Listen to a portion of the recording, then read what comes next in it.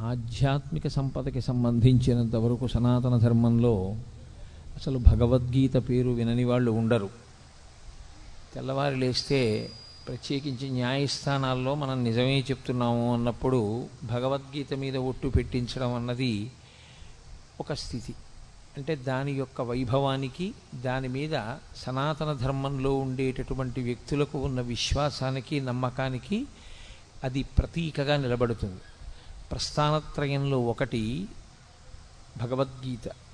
సాక్షాత్తు కృష్ణ భగవానుడే కురుక్షేత్ర యుద్ధ భూమి యందు అర్జునునకు బోధించినటువంటి సమస్త ఉపనిషత్ సారాంశము. అన్ని ఉపనిషత్తుల యొక్క సారము భగవద్గీత యందే ఉన్నది. సాక్షాత్తు ఈశ్వరుడైనటువంటి కృష్ణుడే జగద్గురువుగా నిలబడి వసుదేవసుతం దేవం కంసచాణూరమర్దనం దేవకీ పరమానందం కృష్ణం వందే జగద్గురుం. జగద్గురువైనటువంటి కృష్ణుడు.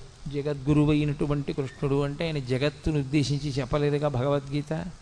మరి జగద్గురువు అని ఎందుకు కీర్తింపబడ్డాడు అంటే, ఒక దేశము ఒక కాలమునకు కట్టుబడేది కాకుండా ఆయన చేసినటువంటి బోధ ఏదైతే ఉందో అది యుగములు దాటిపోయినా సరే తరించాలనుకునే వాళ్ళందరూ ఎక్కవలసినటువంటి సోపానములనన్నింటినీ కృష్ణ పరమాత్మ గురు